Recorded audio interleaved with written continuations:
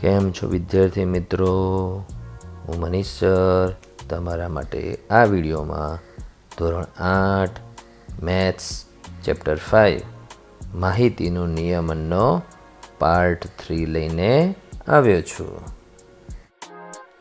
વિદ્યાર્થી મિત્રો, માહિતીનું નિયમન આ પ્રકરણમાં તમે લંબાલેખ, દ્વિલંબાલેખ અને લંબાલેખનો પ્રકાર સ્તંભાલેખ કેવી રીતે દોરાય તે શીખી ગયા અને દોરેલો આપેલો હોય તો તેના પરથી પ્રશ્નોના જવાબ આપતા શીખ્યા. હવે તમે આ વિડીયોમાં વર્તુળાલેખ અથવા તેનું બીજું નામ છે પાઈ ચાર્ટ કેવી રીતે દોરાય તે શીખશો, અથવા જો દોરેલો આપેલો હોય વર્તુળાલેખ તો તેને આધારે પ્રશ્નોના જવાબ મેળવતા શીખશો. તેમજ છેલ્લો મુદ્દો સંભાવના શીખશો. બરાબર? હવે વિદ્યાર્થી મિત્રો, વર્તુળાલેખ અથવા પાઈ ચાર્ટમાં આ બે વર્તુળાલેખ અહીંયા દોરેલા છે. બરાબર? તો પહેલાં તો આપણે એ વર્તુળાલેખ જે દોરેલા છે એને સમજવાનું છે. જો સમજશો તો એનો મતલબ એના ઉપર આધારિત પ્રશ્નોના જવાબ તમને આવડશે. તો આપણે આ જે પહેલો વર્તુળાલેખ છે તેને પહેલાં સમજો. તો અહીંયા શું લખ્યું છે ઉપર કે દિવસ દરમિયાન બાળક દ્વારા પસાર કરાતો સમય. તો એક દિવસના કેટલા કલાક હોય છે? ટોટલ 24 કલાક, દિવસ અને રાતના થઈને. હવે 24 કલાકમાંથી 8 કલાક ઊંઘે છે, 6 કલાક શાળામાં પસાર કરે છે, 3 કલાક રમત રમે છે એટલે રમવા જાય છે, બરાબર, 4 કલાક ગૃહ કાર્ય કરે છે અને બાકીના 3 કલાક અન્ય પ્રવૃત્તિમાં પસાર કરે છે. તો તમે જુઓ કે આ બધા જે કલાક છે એનો સરવાળો કરો તો 8 ને 6 14 ને 3 17 ને 3 20 ને 4 24 કલાક થઈ ગયા. તો આ જે છે વર્તુળાલેખ એ એક બાળક માટે છે અને એક બાળકની 24 કલાકની જે પ્રવૃત્તિ છે એને વર્તુળાલેખ સ્વરૂપે દર્શાવી છે. તો તમે અહીંયા જુઓ છો કે આ જે રેડ કલરથી અત્યારે હાલ બતાડ્યું એને ત્રિજ્યા કહેવાય. અને હવે બી ફરીથી બીજું જે રેડ કલરથી બતાડું છું એ પણ બીજી ત્રિજ્યા છે. તો આ બે ત્રિજ્યા વચ્ચે અહીંયા એક ખૂણો બને છે. ખૂણો કેટલાનો છે એ આપ્યો નથી. પછી અહીંયા હવે જે ત્રિજ્યા દોરું છું તો આ ત્રિજ્યા અને આ ત્રિજ્યા વચ્ચે અહીંયા પણ ખૂણો બને, એટલે દરેક ત્રિજ્યા વચ્ચે ખૂણો બને છે. અને એ બધા જ ત્રિજ્યા વચ્ચેનો જે ટોટલ ખૂણો હોય એ ટોટલ ખૂણાઓના માપનો સરવાળો 360 હોય છે. એટલે આ વર્તુળનું જે કેન્દ્ર છે, બરાબર, કેન્દ્રનું નામ અત્યારે માની લો બિંદુ પી આપું તો એ બિંદુ પી આગળ ટોટલ 1 2 3 4 અને 5 ખૂણા બને છે. એ પાંચેય ખૂણાઓના માપનો સરવાળો 360 છે. એ પણ શોધતા શીખી શકો. આપ્યું નથી તો આપણે એને કઈ રીતે શોધી શકાય એની પણ વાત કરી શકીશું. પણ આપણે અત્યારે હું તમને શું શીખવાડું છું કે દરેક ભાગ ઊંઘ, તો ઊંઘમાં કલાક આપેલા છે 8 કલાક, પણ એ આખા વર્તુળનો કેટલો ભાગ રોકે છે તેની વાત કરીએ તો 8 કલાક જે છે અંશમાં લખીશું અને ટોટલ કલાક છેદમાં લખીશું. તો છેદ ઉડાડીશું તો 1/3 ભાગ થશે. તો આખા વર્તુળનો 1/3 ભાગ છે ઊંઘમાં, એટલે ઊંઘવાળા ભાગમાં 1/3 ભાગ. શાળાની વાત કરીએ તો શાળાવાળો ભાગ હવે હું અહીંયા બાજુમાં લખું છું, અહીંયા કોરા ભાગમાં, કે 6 કલાક શાળામાં, ટોટલ 24 કલાકમાંથી, એટલે 1/4 ભાગ શાળામાં, બરાબર. પછી 1/3 ભાગ ઊંઘમાં. પછી એના પછીની વાત કરીએ તો રમતમાં, તો 3 અને છેદમાં 24, એટલે 3/24 એટલે 1/8 જે છે એ રમતમાં, બરાબર. પછી રમત પછી છે ગૃહ કાર્ય લઈએ. આમ તો અન્ય છે પણ આપણે ગૃહ કાર્ય લઈએ તો એ 4 કલાક છે, એટલે અંશમાં 4 કલાક, છેદમાં 24 કલાક, એટલે છેદ વડે એટલે 1/6 ભાગ એ ગૃહ કાર્ય. જે ગૃહ કાર્ય છે એ ગૃહ કાર્યમાં 1/6 ભાગ, એટલે 4 કલાક અને આખા વર્તુળનો 1/6 ભાગ. અને અન્ય પ્રવૃત્તિ 3 કલાક, રમતના જેટલા જ કલાક છે એટલે 3/24 એટલે 1/8 ભાગ અન્ય પ્રવૃત્તિમાં. તો તમારા આખા વર્તુળમાં ટોટલ કેટલા ભાગ થયા? 5 ભાગ થયા. કયા? 1/3 વત્તા 1/4 વત્તા 1/8 વત્તા 1/6 વત્તા 1/8. તો આ આખા વર્તુળના ટોટલ 5 ભાગ થયા. આ પાંચેય ભાગનો ધારો કે તમે સરવાળો કરો બરાબર. એટલે છેદ સરખા કરીને સરવાળો કરવો પડે, એ હું તમારી ઉપર છોડું છું. તો એનો જવાબ મળશે 1. 1 એટલે આખું વર્તુળ, તો 1 ભાગ એટલે આખું વર્તુળ. તો એ રીતે તમે પહેલાં તો માહિતીને સમજો. તો જે રીતે આ વર્તુળ આલેખમાં સમજ્યા એ જ રીતે આ વર્તુળ આલેખમાં પણ તમે કરી શકો. પણ પહેલાં આપણે આ વર્તુળ આલેખમાં હજુ બીજી એક વસ્તુ શોધીશું. બરાબર. હવે અંદર જે ભાગ કરેલો છે રેડ કલરથી બધું હું અત્યારે ભૂસી નાખું છું. બીજું શું શોધીશું હવે કે દરેક વર્તુળના દરેક ભાગ કેટલા અંશનો ખૂણો બનાવે છે તે શોધવો છે. તો અહીંયા કેટલા અંશનો ખૂણો બનાવે છે તે શોધવું હોય તો તમારી પાસે ટોટલ ખૂણો 360 છે. કે ટોટલ ખૂણો એટલે કેન્દ્ર આગળ બનતા બધા જ ખૂણાના માપનો સરવાળો 360 છે. હવે ઊંઘનો ભાગ કેટલો હતો? ઊંઘ આગળ કેટલો ભાગ હતો? એટલે ઊંઘવાળો વિસ્તારનો ભાગ આખા વર્તુળનો કેટલો છે? તો 1/3. તો 1/3 ગુણ્યા 360 અંશ કરીએ એટલે 120 અંશ મળે. એટલે અહીંયા 120 અંશનો ખૂણો બને છે. તો જે આપણને ભાગ મળ્યું હતું, વર્તુળનો જેટલો ભાગ ઊંઘવાળો વિસ્તાર રોકે છે એને 360 અંશ વડે ગુણીએ એટલે કેન્દ્ર આગળ જે ખૂણો બને છે ઊંઘવાળા વિસ્તારનો એ ખૂણો મળશે. તો એ રીતે બધા જ ખૂણા તમે શોધી શકો. બરાબર.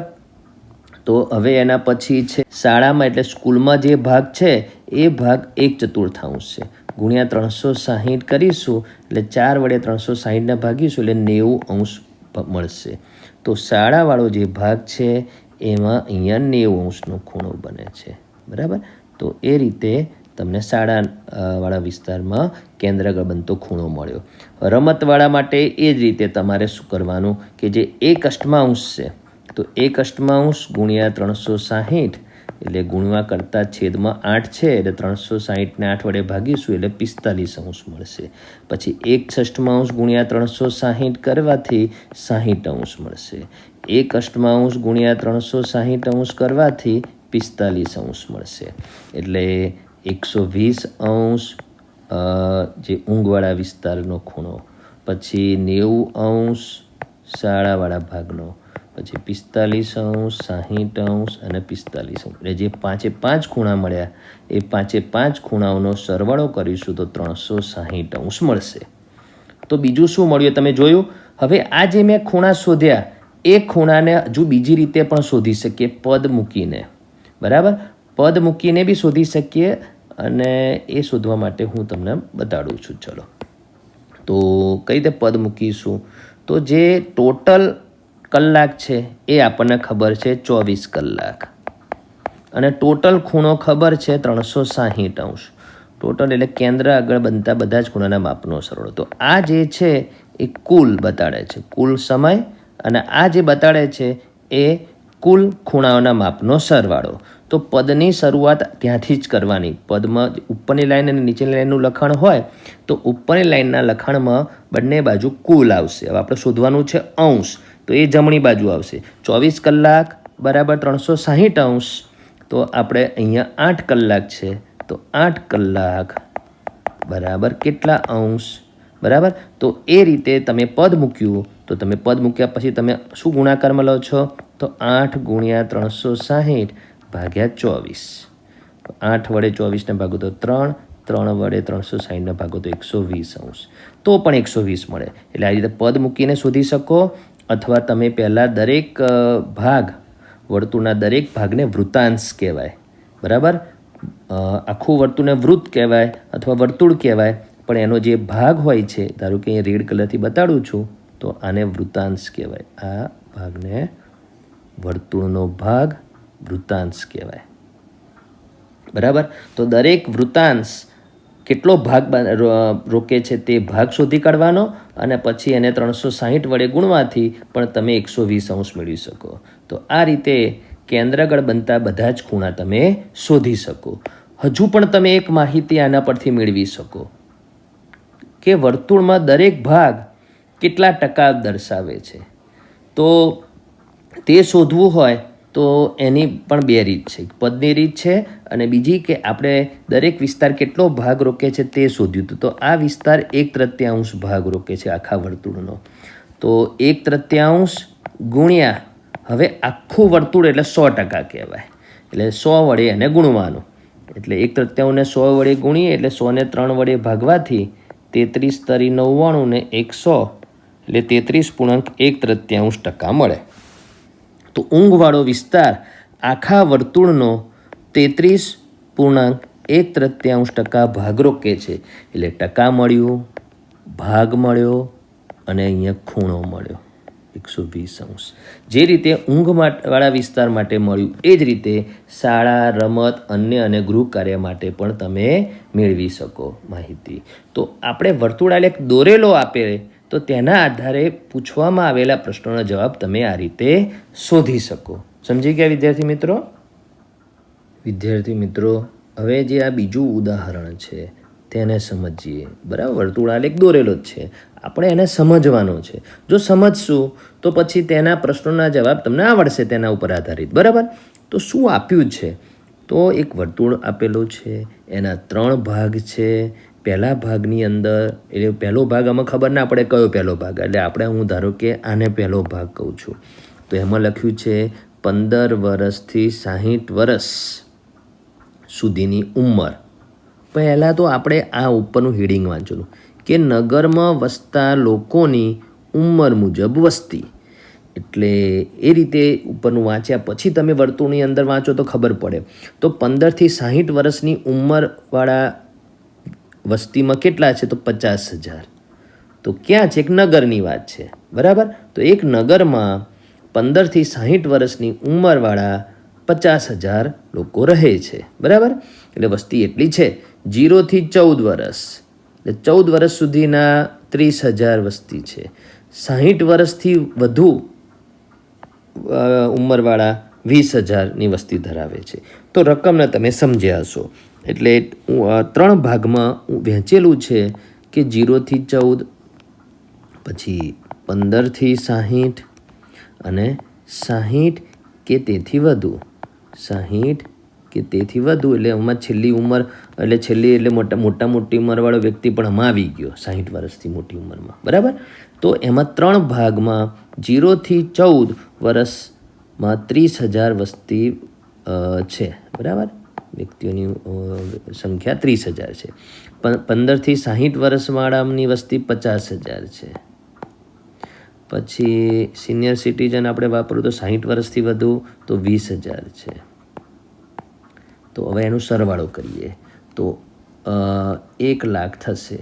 બરાબર, 50 ને 30 80 ને 20 100 એટલે 100,000 અથવા 1,00,000 એટલે વસ્તી ખબર પડી ગઈ. તો આ માહિતીને પહેલાં સમજી લેવાની. તો આને વર્ગ કહેવો તો વર્ગ કહી શકાય. વર્ગવાળી માહિતીનું પણ વર્તુળાલેખ દોરી શકાય. બરાબર, અને એમાં 3 પ્રકારની માહિતી છે એ ઉંમરના આધારે એ આપણે અહીંયા લખી. અહીંયા શું નથી આપ્યું ને આપણે મેળવી શકીએ તો આપણને અહીંયા કેન્દ્ર આગળ દરેક ભાગ કેટલો ખૂણો બનાવે છે તે નથી આપ્યું. બીજું, દરેક ભાગ એ આખા વર્તુળનો કેટલો ભાગ છે એ નથી આપ્યું. ત્રીજું, દરેક ભાગ કેટલા ટકા વિસ્તાર રોકે છે તે નથી આપ્યું. એટલે એક તો દરેક ભાગ નથી આપ્યો. પછી કેન્દ્ર આગળ બનતો ખૂણો નથી આપ્યો એટલે અંશ માપ નથી આપ્યું.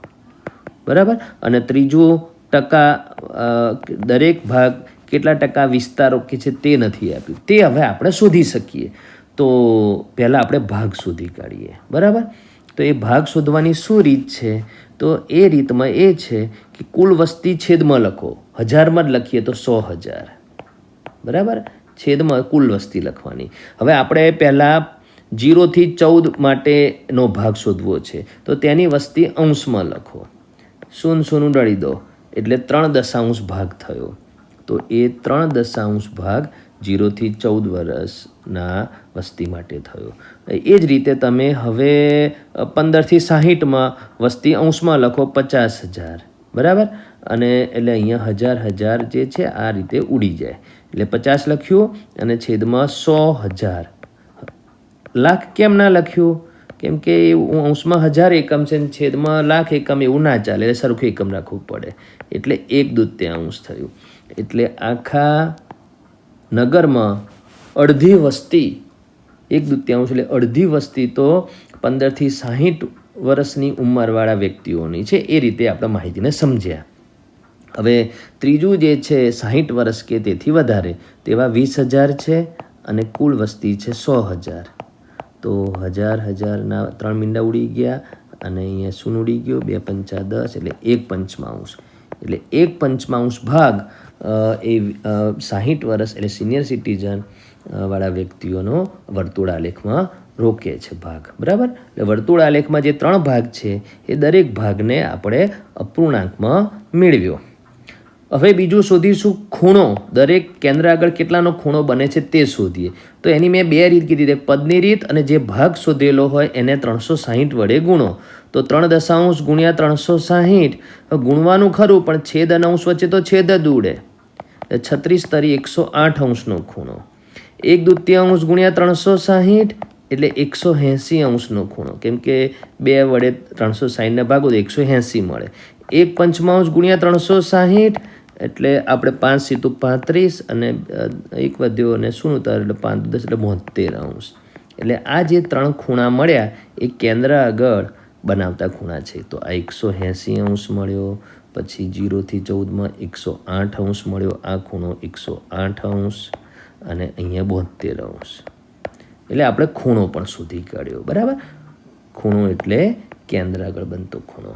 ટકા શોધવું હોય તો બી 2 રીતે શોધી શકાય. એક આપણે જે આ ભાગ મળેલો છે તો પહેલો ભાગ કેટલો મળેલો છે 3 દશાંશ 0થી 14, એને આપણે 100 વડે ગુણીશું. 100% એટલે કુલ ટકા.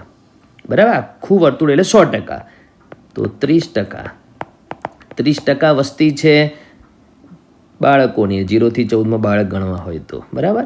એટલે આપણે એમાં બાળક નથી શબ્દાવા, 0થી 14 વર્ષના વ્યક્તિઓની સંખ્યા 30% છે.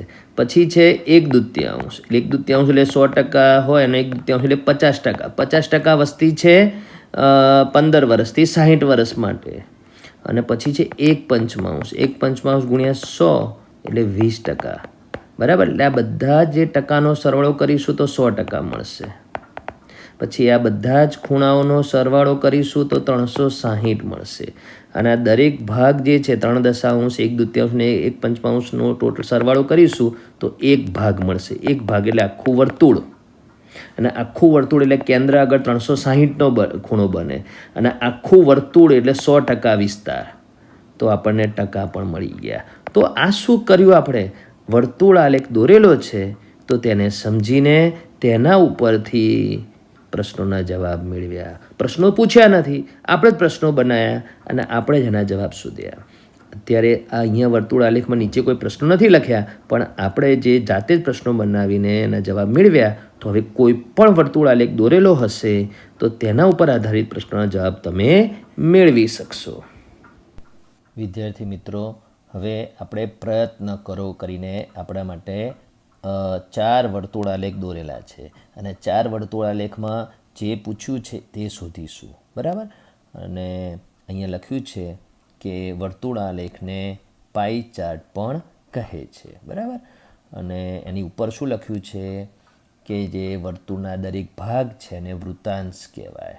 અને વૃત્તાંશ દર્શાવતા અપૂર્ણાંક ભાગનો જે સરવાળો આપણે કરીએ તો છેલ્લે સરવાળો 1 મળે. બરાબર. એટલે માની લો કે આ પહેલી માહિતી છે, તમે જુઓ એમાં 2 જ ભાગ છે, 50% 50%. એટલે 1/2 ભાગ 1/2 ભાગ સરવાળો કરો તો 1/2 વત્તા 1/2 કેટલો મળે? બરાબર 1 મળે. તો કોઈ પણ વર્તુળ હોય એ વર્તુળમાં જે ભાગ હોય, જેટલા બી ભાગ હોય, 2 ભાગ હોય, 3 ભાગ હોય, 4 ભાગ હોય કે 5 ભાગ હોય, એ દરેક ભાગ અપૂર્ણાંકમાં મેળવવાનો. બરાબર. એ દરેક ભાગ અપૂર્ણાંક દર્શાવે છે અને એ અપૂર્ણાંક ભાગનો સરવાળો કરીએ તો તમને 1 મળે. બરાબર. તો આપણે અહીંયા આ પહેલી માહિતીમાં તો આપણે શોધી જ કાઢ્યું કે છોકરીઓ 50%, છોકરાઓ 50%. 50% એટલે ભાગ કેટલો? 1/2. બરાબર. બંને ભાગ 1/2, સરવાળો કરો 1 મળ્યું. બીજું આપણે ખૂણાની વાત કરીએ. અહીંયા ખૂણો, કે આ ખૂણો કેટલાનો? તો 180 અંશનો ખૂણો. કઈ રીતે? તો જોઈને ખબર પડે છે. બીજી વાત કરીએ શોધવાની રીતે. તો ભાગ કેટલો? 1/2. અને કેન્દ્ર આગળ જેટલા બી ખૂણા બને બધા જ ખૂણાનો સરવાળો 360 અંશ હોય. 360 ને આપણે 1/2 વડે ગુણીએ એટલે 2 વડે ભાગ્યું કહેવાય એટલે 180 મળે. તો એ રીતે 180 મળે. બરાબર. એટલે ખૂણો બી શોધી કાઢ્યો. અને ટકાની વાત કરીએ, ટકા તો ઓલરેડી આપેલા છે 50%. તો પણ આપણે શોધીએ તો 1/2 ભાગ છે અને કુલ ટકા એટલે 100%. 100% ને 1/2 વડે ગુણીએ એટલે 50% મળે. તો જે રીતે હમણાં ઉપરના 2 વર્તુળાલેખમાં તમે પ્રશ્નોના જવાબ મેળવ્યા, તો પ્રશ્નોના જવાબ કયા કયા મેળવી શકીએ? તો દરેક વૃત્તાંશનો અપૂર્ણાંકમાં ભાગ મેળવી શકીએ. પછી કેન્દ્ર આગળ જે વૃત્તાંશ છે એ કયો ખૂણો બનાવે છે તેનું અંશ માપ શોધી શકીએ. અને દરેક વૃત્તાંશ કેટલા ટકા વિસ્તાર રોકે છે તે ટકા શોધી શકીએ. એટલે આપણે 3 વસ્તુ શોધી શકીએ. બરાબર. અને દરેક ભાગનો સરવાળો 1 મળે. અને કેન્દ્ર આગળ બનતા બધા જ ખૂણાઓના અંશ માપનો સરવાળો 360° મળે. અને એ દરેક વૃત્તાંશ જેટલા ટકા બતાવતા હોય બધા જ ટકાનો સરવાળો 100% મળે.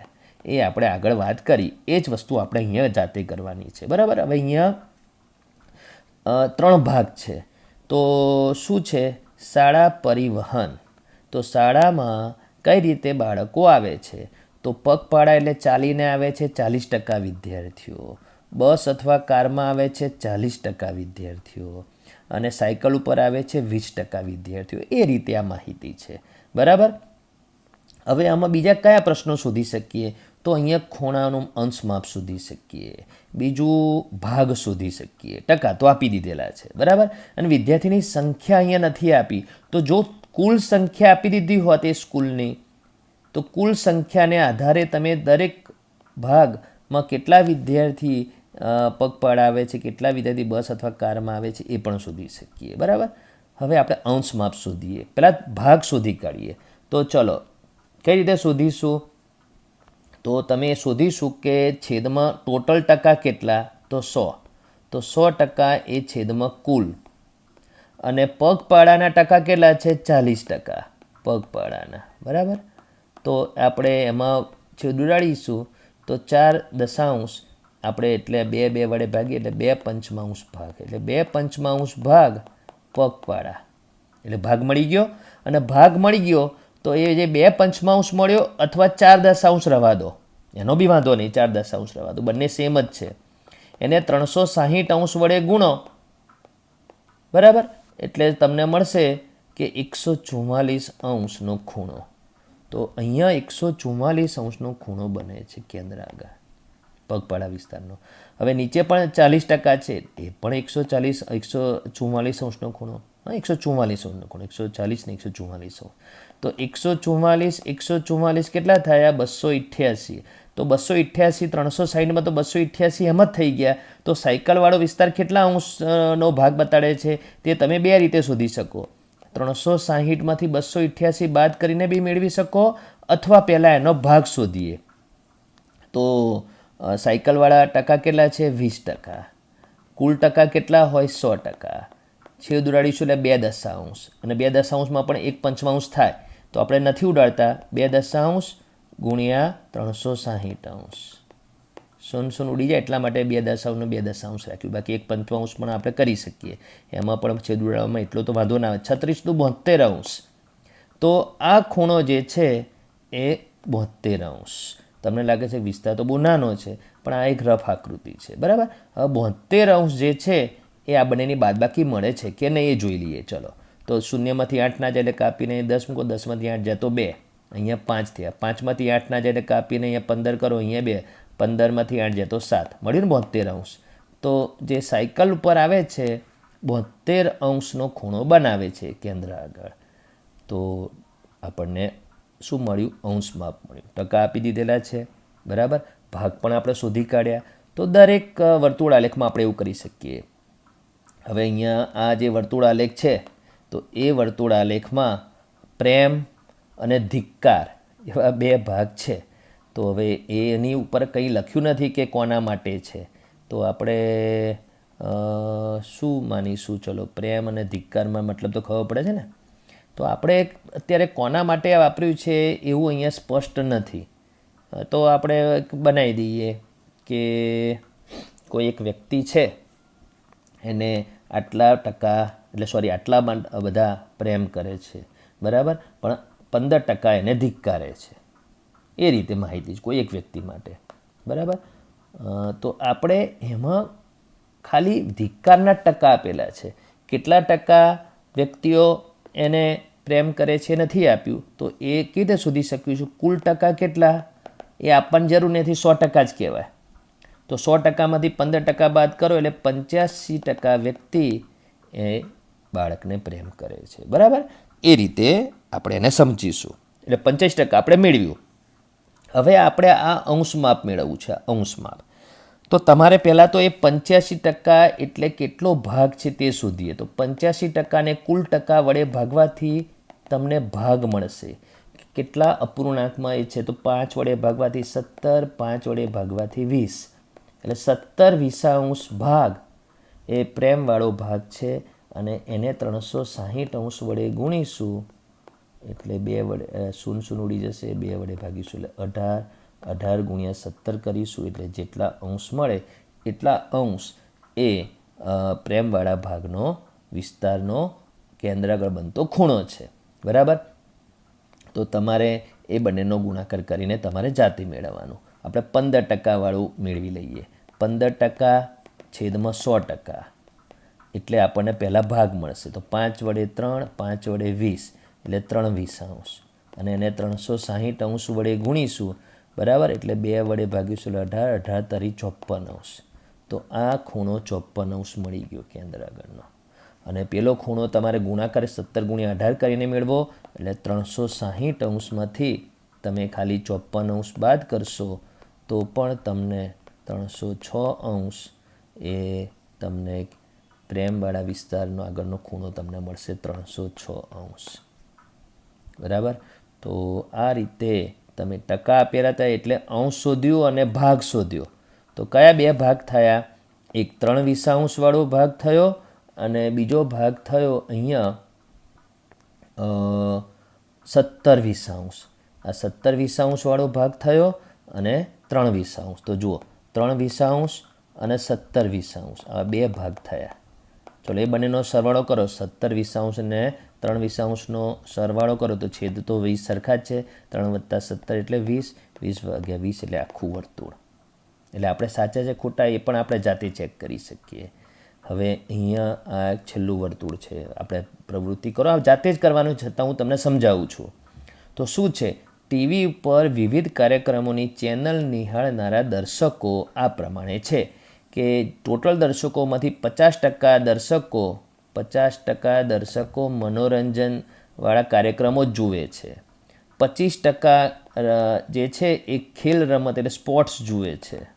બરાબર, 15% સમાચાર જુએ છે. 15% અને 10% છે એ ડિસ્કવરી જેવી ઇન્ફોર્મેશનલ ચેનલો જોઈએ છે. બરાબર, એટલે માહિતીવાળી ચેનલોમાં કાર્યક્રમ જુએ છે 10% જ.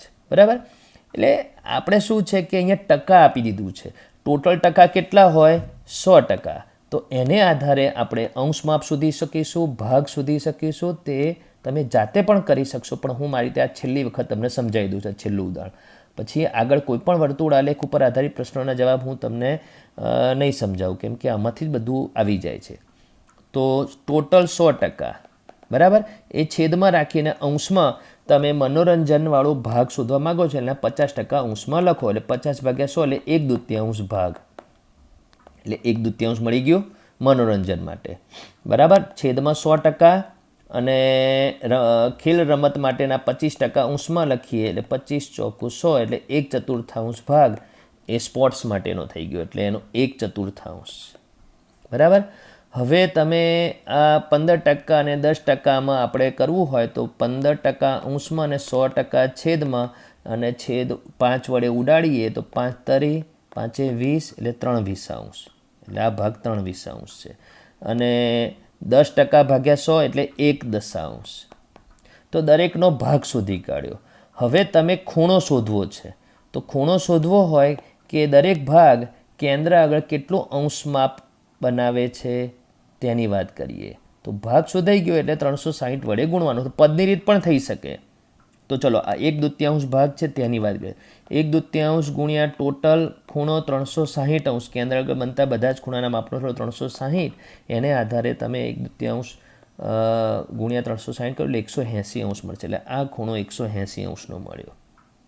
પછી રમતગમત છે 1/4, તો 1/4 ગુણ્યા 360 એટલે 90°. એટલે આ રમતગમતવાળો વિસ્તાર 90°નો ખૂણો બનાવે છે અહીંયા, બરાબર. પછી છે 3/20, તો 3/20 ગુણ્યા 360°, તો 0 ઉડી ગઈ, 2 વડે ભાગ્યા 18, 18 તરી 54°. તો સમાચારવાળો જે ભાગ છે 54°નો ખૂણો બનાવે છે. અને તમે પેલા માહિતીવાળો વિસ્તાર છે એ 1/10 ગુણ્યા 360° એટલે 36°નો ખૂણો બનાવે છે. તો ખૂણો શોધી કાઢ્યો, ભાગ શોધી કાઢ્યો, ટકા તો આપેલું જ છે. હવે ટોટલ દર્શકો જો આપી દે કેટલા દર્શકો માટે આ પ્રવૃત્તિ કરી છે, તો પછી તમે દરેક ભાગમાં કેટલા દર્શકો છે તો તે પણ શોધી શકો. તો તમે શું શીખ્યા અત્યાર સુધી કે વર્તુળાલેખ દોરેલો આપેલો હોય તો તેને આધારે કઈ રીતે પ્રશ્નોના જવાબ મેળવી શકો. અહીંયા પ્રશ્નો તો આપેલા જ છે, પણ આપણે જાતે પ્રશ્નો બનાવ્યા. શું લખ્યું છે અહીં એક પ્રશ્નમાં કે કયા પ્રકારના કાર્યક્રમો સૌથી વધુ જોવાય છે. તો આ પ્રશ્નમાં કોઈ ગણતરી જ નથી કરવાની, આમાં તો ખાલી એ જ જોવાનું કે કયો વિસ્તાર સૌથી મોટો. તો કયા પ્રકારના કાર્યક્રમો, મનોરંજક કાર્યક્રમો સૌથી વધુ જોવાય છે. પછી લખ્યું છે કયા 2 પ્રકારના કાર્યક્રમો નિહાળનાર દર્શકોની સંખ્યા એ રમત વિભાગના કાર્યક્રમો નિહાળનાર દર્શકોની સંખ્યા બરાબર છે. તો એટલે કયા 2 કાર્યક્રમોનું ટોટલ કરીશું તો એ રમતગમતવાળા કાર્યક્રમો એટલે રમતગમત નિહાળનારાની સંખ્યા બરાબર થાય. તો તમે જુઓ કે આ જે 25% છે એ આ 15% અને 10%નો સરવાળો કરો ત્યારે 25% થાય. તો એ રીતે તમારે આ પ્રશ્નનો જવાબ આવશે. સમાચાર અને માહિતી પ્રકારના કાર્યક્રમો નિહાળનાર દર્શકોની સંખ્યા એ રમત વિભાગના કાર્યક્રમો નિહાળનાર દર્શકોની સંખ્યા બરાબર છે. એટલે પ્રશ્નને સમજવું પડે, બરાબર. એટલે આ પ્રશ્નનો જવાબ શું આવશે? તો આવશે સમાચાર અને માહિતી. બસ શોર્ટમાં જવાબ. અને આખું વાક્ય લખવું હોય તો પણ તમે લખી શકો. તો તમે સમજી ગયા છો. હવે આપણે વર્તુળાલેખ કેવી રીતે દોરવો, વર્તુળાલેખને પાઈ ચાર્ટ કહેવાય, કેવી રીતે દોરવો તે હું તમને શીખવાડું છું. વિદ્યાર્થી મિત્રો, હવે પાઈ ચાર્ટ દોરવો એટલે કે વર્તુળાલેખ દોરવો હોય તો શું કરવાનું પહેલાં તે જુઓ. તો તમને આ રીતે કોષ્ટકમાં માહિતી આપી દેશે, બરાબર. માહિતી આ રીતે કોષ્ટક સ્વરૂપે આપશે તમને. અને પછી તમારે વર્તુળાલેખ દોરવો હોય તો તમે જુઓ માહિતીમાં શું આપ્યું છે. તો અહીંયા ઉપરનું હેડિંગ છે કે શાળાના વિદ્યાર્થીઓના એક સમૂહને જુદા જુદા પ્રકારના સ્વાદવાળા આઈસ્ક્રીમ આપવામાં આવ્યા, તેની ટકાવારી નીચે મુજબ છે.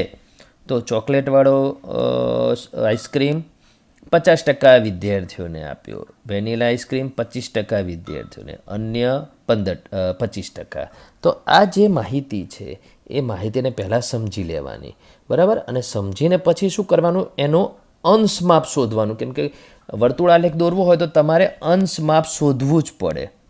અંશ માપ, તો અંશ માપ પહેલાં શોધવું હોય તો એના પહેલાં તમારે જો 2 રીત છે. તો પદની રીત છે તો તમે સીધું શોધી શકો, અથવા તમારે એને અપૂર્ણાંક શોધી કાઢવાનો કે દરેક ટકાવાળો વિસ્તાર શું બતાડે છે, અપૂર્ણાંકમાં માપ, એટલે કે એનો ભાગ શોધી કાઢવાનો, એટલે અપૂર્ણાંક શોધી કાઢવાનો, બરાબર.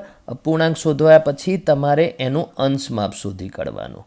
તો અને એ અંશ માપ તમને જેવું મળશે એટલે તમે પછી વર્તુળાલેખ દોરી શકશો. તો હવે અહીંયા 50% છે એટલે અપૂર્ણાંકમાં 1/2 કહેવાય. એ આપણે તમને આગળ સમજાવ્યું. મેળવવાની રીત અહીંયા બાજુમાં બતાડું. તો તમારે જે 50% છે એ જેનો ભાગ શોધવાનો હોય અંશમાં અને કુલ ટકા છેદમાં, એટલે તમને 1/2 મળ્યું. 25% અંશમાં અને કુલ ટકા છેદમાં એટલે 1/4. તો આ 25% એટલે કેટલો અપૂર્ણાંકવાળો ભાગ? તો 1/4. બરાબર, બંનેમાં 25% છે એટલે 1/4. હવે એનું અંશ માપ શોધવું હોય તો 1/2 ગુણ્યા 360° કરીએ એટલે 180° મળે. એટલે અહીંયા અંશ માપ મળ્યું 180°. અને 1/4 ગુણ્યા 360 કરીશું એટલે 90° મળશે. તો તમારે અહીંયા 90°, અહીંયા પણ 90°. તો આ રીતે અંશ માપ પહેલાં મેળવી લેવાનું. તો અંશ માપ આપણે મેળવ્યું પછી તમે જુઓ જો અહીંયા અંશ માપ મેળવવાની રીત અહીંયા કરેલી જ છે. બરાબર, કે જે ટકા આપેલું છે એ ટકા અંશમાં અને ટોટલ ટકા છેદમાં, એટલે એનો અપૂર્ણાંકવાળો ભાગ મળશે. અને જે અપૂર્ણાંકવાળો ભાગ મળે તો 360°નું 1/2, એટલે 360 ગુણ્યા 1/2 એટલે 180°. અહીંયા 90° અને અહીંયા 90°. હવે વર્તુળ આલેખ દોરવા માટે શું કરવાનું?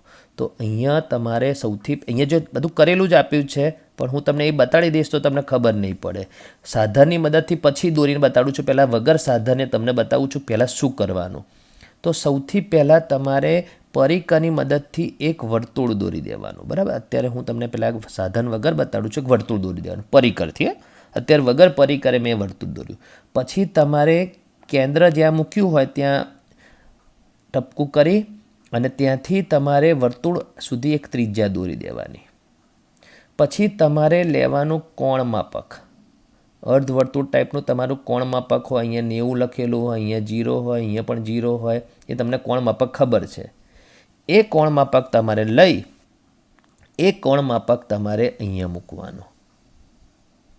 એ કોણ માપક અહીંયા મૂકશો અને પછી તમારે પહેલો કયો ખૂણો છે તે ધ્યાનમાં લેવાનું કે પહેલાં 180°નો ખૂણો તમારે બતાવવો છે.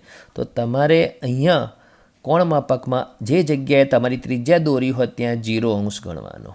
તો તમારું 180 અહીંયા આવશે. અહીંયા તો ત્યાં ટપકું કરી અને પછી તમારે આ જે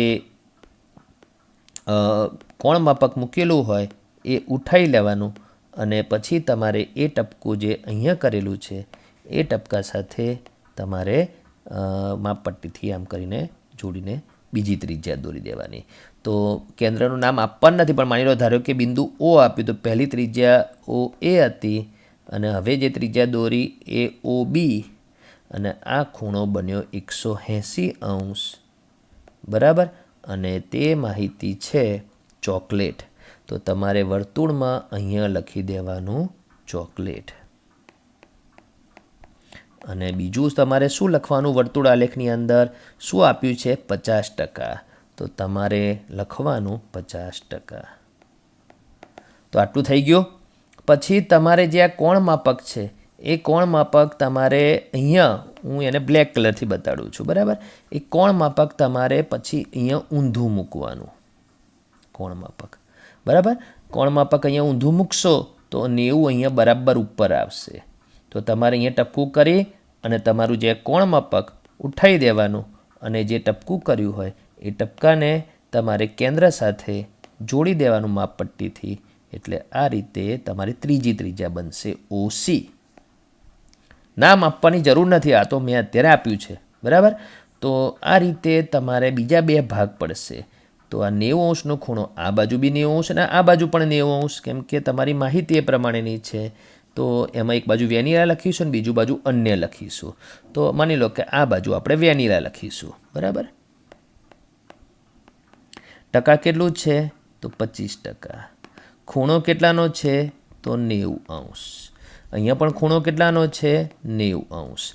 આઈસ્ક્રીમ કયો અન્ય, એટલે ચોકલેટ અને વેનીલા સિવાયનો ભાગ કેટલા ટકા બતાડે છે 25%.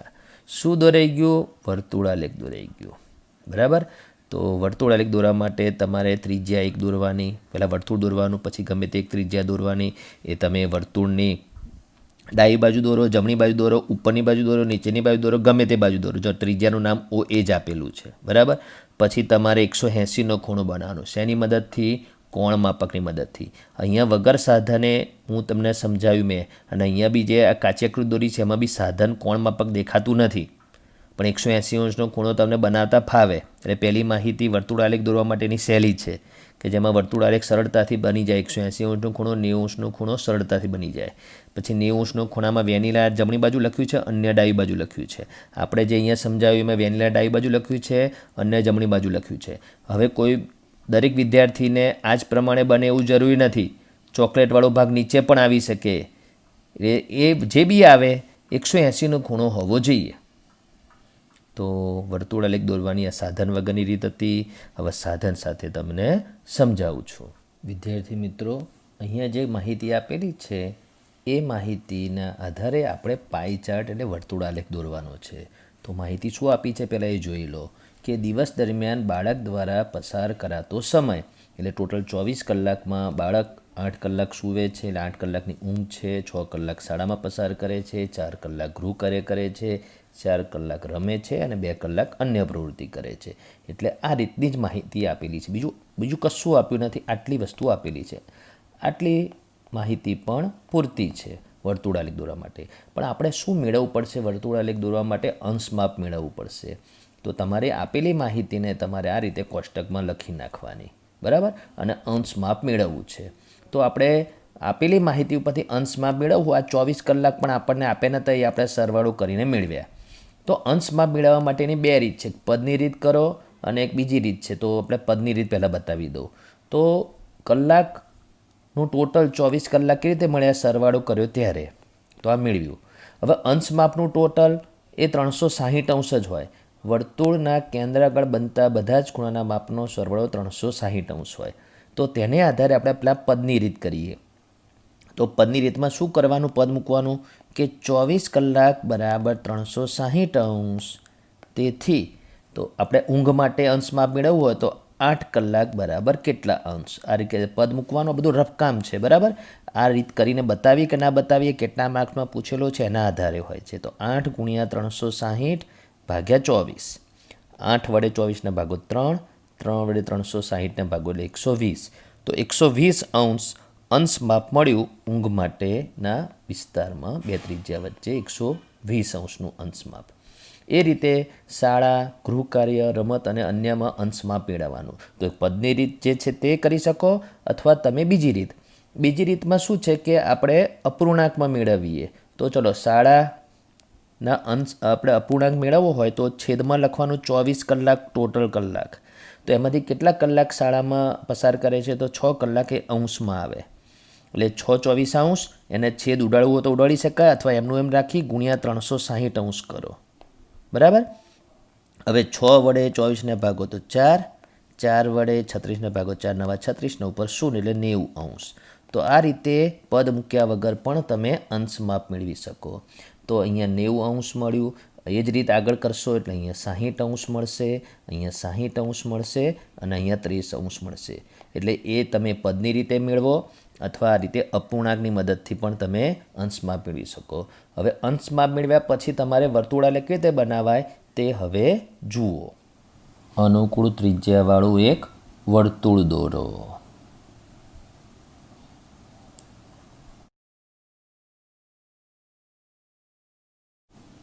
માપપટ્ટીની મદદથી વર્તુળમાં એક ત્રિજ્યા દોરો. પહેલી ત્રિજ્યા વર્તુળમાં ગમે ત્યાં દોરી શકાય. વિદ્યાર્થી મિત્રો, આપણી માહિતીને આધારે 120 અંશનો ખૂણો આપણે ધારો કે પહેલાં દર્શાવવો છે. તો તે કોની વચ્ચે દર્શાવવાનો હોય? બે ત્રિજ્યા વચ્ચે. એમાં એક ત્રિજ્યા આપણે જે સૌથી પહેલાં દોરેલી હોય તે ત્રિજ્યા તમારે કોણ માપકમાં આ જગ્યાએ આવે તે રીતે ગોઠવો અને આ જગ્યાએ વર્તુળનું કેન્દ્ર રાખવાનું, બરાબર.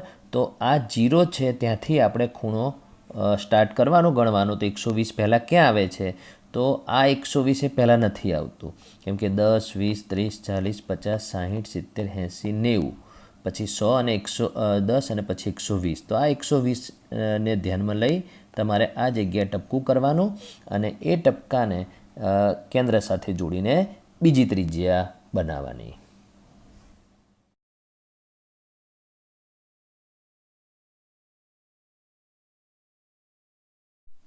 વિદ્યાર્થી મિત્રો, આ રીતે જે વૃત્તાંશ બને, બરાબર, એ વૃત્તાંશ 120 ખૂણો બતાવે છે તે દર્શાવવાનું.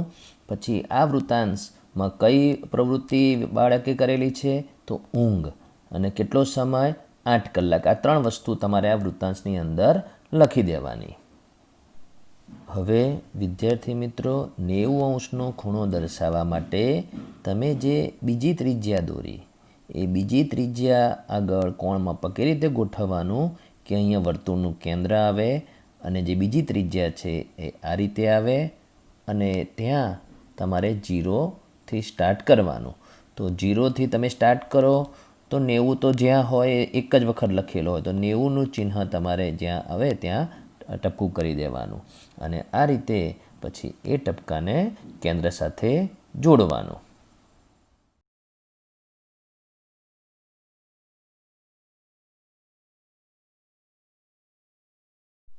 વિદ્યાર્થી મિત્રો, આ રીતે 90° ખૂણો બને તો 90° દર્શાવી દેવાનું અને આ 90° ખૂણાવાળો જે વૃત્તાંશ છે એમાં બાળકની કઈ પ્રવૃત્તિ છે? તો શાળા પ્રવૃત્તિ. અને કેટલો સમય લે છે?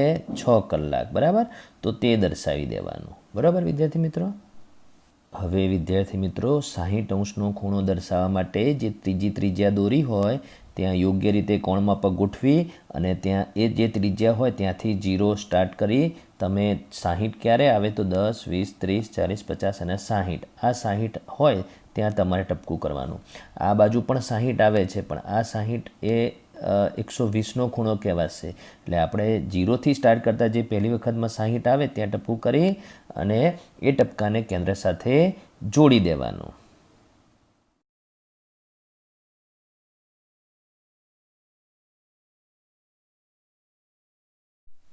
વિદ્યાર્થી મિત્રો, તે રીતે જે ચોથી ત્રિજ્યા દોરાઈ જાય એટલે ત્રીજી અને ચોથી ત્રિજ્યા વચ્ચે 60° ખૂણો દર્શાવી દેવાનો. બાળકની પ્રવૃત્તિ ગૃહકાર્ય દર્શાવી દેવાની અને સમય 4 કલાક દર્શાવી દેવાનો. અને પછી જે ચોથી ત્રિજ્યા છે ત્યાં યોગ્ય રીતે કોણમાપક ગોઠવી અને એ કોણમાપકમાં જે ત્રિજ્યા આવે જે બાજુ, બરાબર, એ ત્યાં 0 ગણી અને આપણે હજુ પણ બીજો 60° ખૂણો દર્શાવવાનો છે.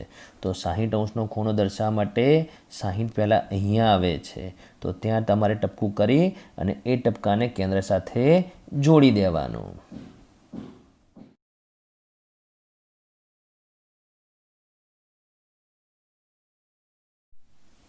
વિદ્યાર્થી મિત્રો, જેવી 5મી ત્રિજ્યા તમે દોરી દેશો એટલે આખા વર્તુળના 5 ભાગ થઈ જશે.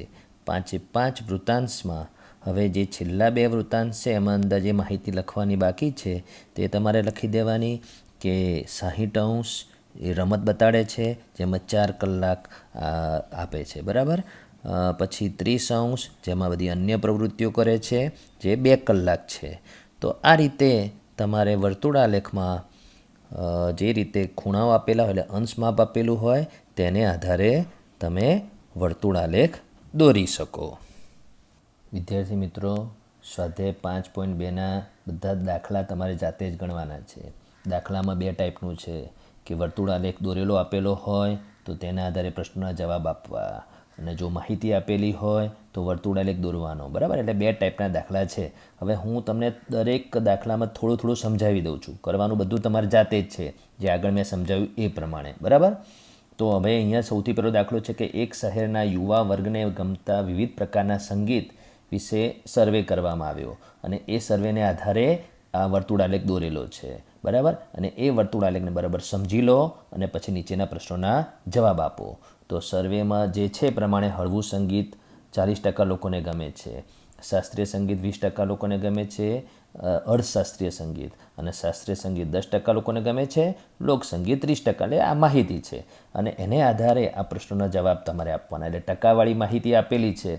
ટકાનું ટોટલ 100% હોય. બરાબર, અને સર્વે કેટલા લોકો વચ્ચે કરેલો છે એવું અહીંયા આપ્યું નથી પણ તમે અહીંયા રકમ જોશો કે જો કોઈ કેસેટ કંપની આ સંગીતની 1000 સીડી તૈયાર કરે તો દરેક પ્રકારના સંગીત માટે કેટલી સીડી તૈયાર થાય? એટલે 1000 સીડી એ કુલ છે બધા પ્રકારના સંગીતનું થઈને. તો એને આધારે દરેક પ્રકારના સંગીત માટે કેટલી સીડી તૈયાર થાય તો તે કેવી રીતે મેળવવાનું તેનું એક ખાલી નાનું ઉદાહરણ આપું છું.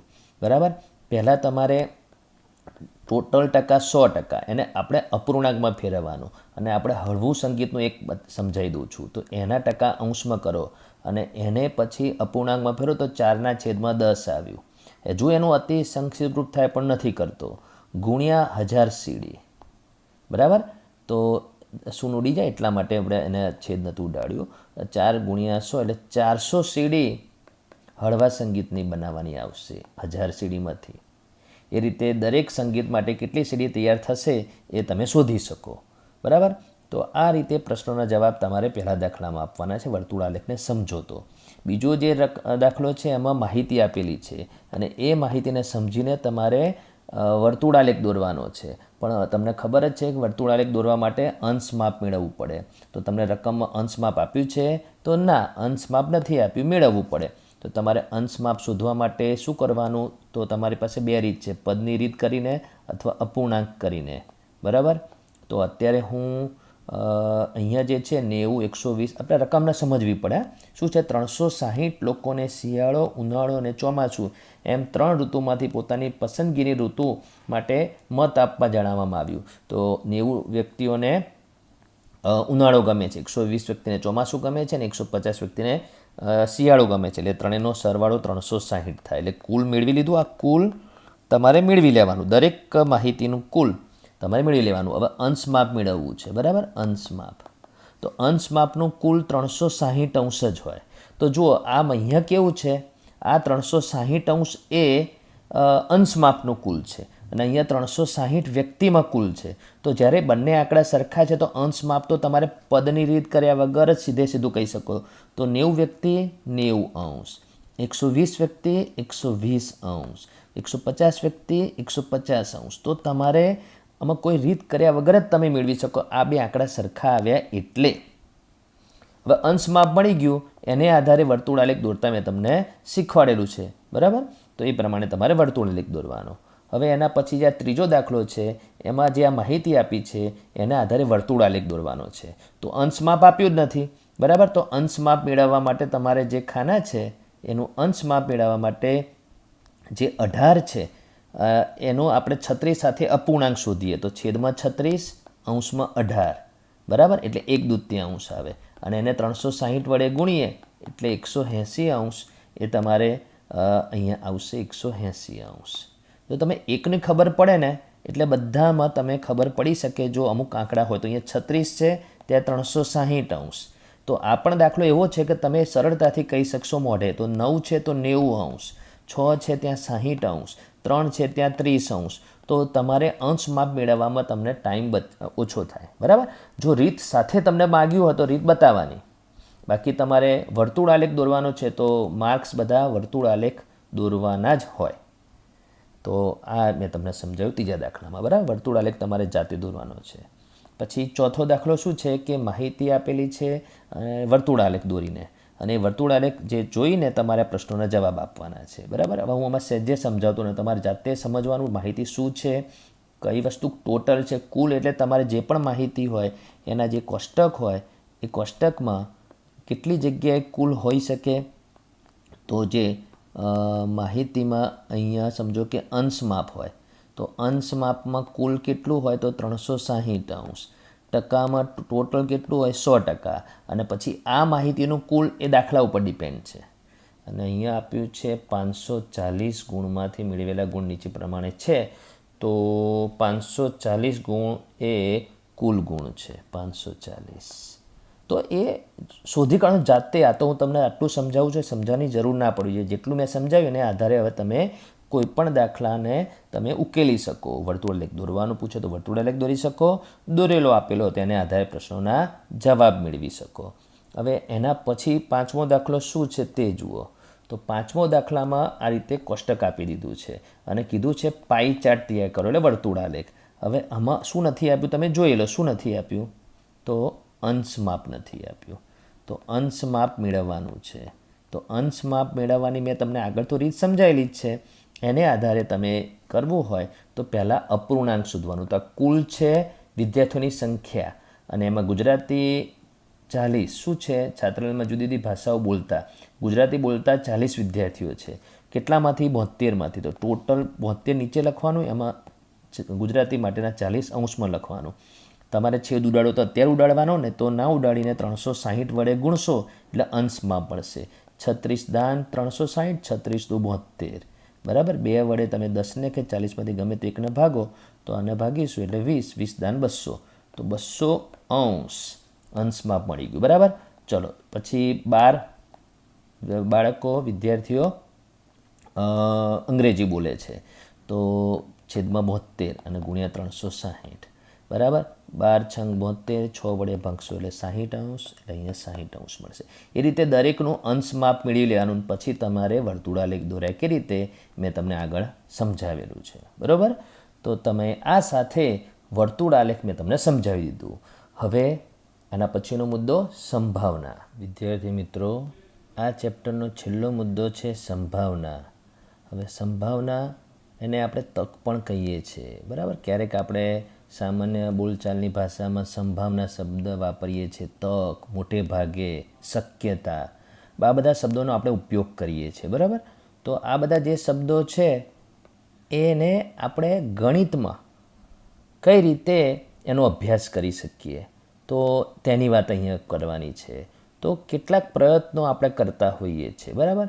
કે પાસાની રમત રમીએ, પત્તાની રમત રમીએ, સિક્કાની રમત રમીએ કે અન્ય કોઈ વસ્તુની રમત રમીએ, એમાં કોઈક પ્રયત્નો કરતા હોઈએ છીએ.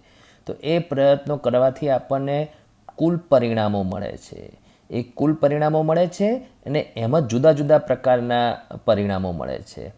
તો તેમાંથી ચોક્કસ પ્રમાણના પરિણામની શક્યતા, સંભાવના મેળવવાનું આપણે અહીંયા શીખીશું. બરાબર. પછી પ્રયત્નો કોને કહેવાય? તો જ્યારે પણ આપણે કોઈ ક્રિયા કરીએ છીએ તો એ પ્રયત્ન દ્વારા થાય, તો તેમાં આપણને એક કરતાં વધારે પરિણામો મળી શકે, તો એ આપણને ખબર હોવી જોઈએ. બરાબર. તો ઘટના કોને કહેવાય? તો કોઈ પ્રયોગ હોય, એટલે આપણે કંઈક કરવાનું છે કે ભાઈ આપણે અત્યારે સાપ સીડી રમવું છે, તો એ પ્રયોગ કહેવાય. બરાબર. તો એ સાપ સીડી છે કે કોઈક એવી રમત રમતા હોય, પત્તાની રમત રમતા હોય, તો એ પ્રયોગ માટેની જે ઘટના છે તો એ ઘટના વખતે કેટલાક પરિણામો મળે છે. પહેલાં તો એ બધા પરિણામો એકત્રિત કરવાના, એટલે ભેગા કરવાના, નોંધવાના, અને પછી એમાંથી ચોક્કસ પ્રકારના પરિણામની સંભાવના મેળવવી હોય તો આ સૂત્રની મદદથી તમે એને અંકમાં, ગણિતની ભાષામાં મેળવી શકો. તો આ જે સૂત્ર છે, સંભાવના બરાબર ઘટનાના ઘટકો અને પ્રયત્નની કુલ સંખ્યા. તો આ સૂત્ર હું થોડું વ્યવસ્થિત રીતે, બરાબર છે સૂત્ર, પણ એને થોડું હજુ બીજી રીતે લખું છું કે ઘટના એની સંભાવના. તો આ સૂત્રથી મેળવી શકાય. ઘટના એના ઘટકો અંશમાં લખવાના અને કુલ ઘટકો છેદમાં લખવાના. હવે એને થોડું હજુ એક ઉદાહરણ આપીને સમજાવું કે તમે પાસા ઉછાળવાની રમત રમો છો, તો એ પાસા ઉછાળવામાં ઘટના એને આપણે એ જે છે એને કરીશું એકી અંક. તો આપણે પાસો 10 વખત ઉછાળ્યો, તો 10 વખત પાસા ઉછાળવામાં એકી અંક કેટલી વખત મળ્યો એની વાત છે. એટલે ટોટલ જે 10 પરિણામો મેળવેલા હોય છેદમાં આવે. બરાબર. તો છેદમાં શું આવે? તમે જેટલા ટોટલ પ્રયત્નો કર્યા હોય છેદમાં આવે. અને તમે 10 વખત પાસો ઉછાળ્યો, એમાં એકી અંક કેટલી વખત આવ્યો? ધારો કે 4 વખત આવ્યો, તો 4 અંશમાં લખવાનું. તો આ રીતે તમે એને 0.4 અથવા 2 પંચમાંશ કરીને આ સંભાવના મેળવી કહેવાય. તો આ તો એક ઉદાહરણ છે, નાનું ઉદાહરણ, કે ઘટના એની સંભાવના, એટલે આપણે શેની સંભાવના શોધી? એકી અંક મળવાની સંભાવના. તો એને ઘટના એ કહેવાય. અને કુલ ઘટકો કોને કહેવાય? તો કેટલા પ્રયત્નો કર્યા? 10 પ્રયત્નો. એ 10 પ્રયત્નના પરિણામો છેદમાં આવે. અને એકી અંક કેટલી વખત મળ્યા? 4 વખત. એ અંશમાં આવે. એ રીતે તમને બીજા ઉદાહરણો પણ સમજાવવામાં આવશે. તો આ જે છેલ્લો મુદ્દો છે ચેપ્ટરનો, તક અને સંભાવના, અને આપણે ગણિતમાં એનો અંક મેળવવાનો છે કે કોઈ ઘટનાની સંભાવના કેટલી. બરાબર. તો એ હવે આગળ જુઓ. વિદ્યાર્થી મિત્રો, આ દુનિયામાં 3 પ્રકારની ઘટનાઓ બનતી હોય છે. કયા 3 પ્રકારની ઘટનાઓ બનતી હોય છે? તો અશક્ય ઘટના. કેવી ઘટનાને અશક્ય ઘટના કહેવાય? કે જે બની જ ના શકે. કે સૂર્ય પશ્ચિમ દિશામાં ઉગવાની ઘટના ક્યારે બને? બની જ ના શકે. એને અશક્ય ઘટના કહેવાય.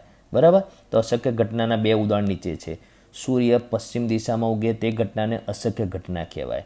આપણે સાપસીડીનું પાસું જોયેલું જ છે.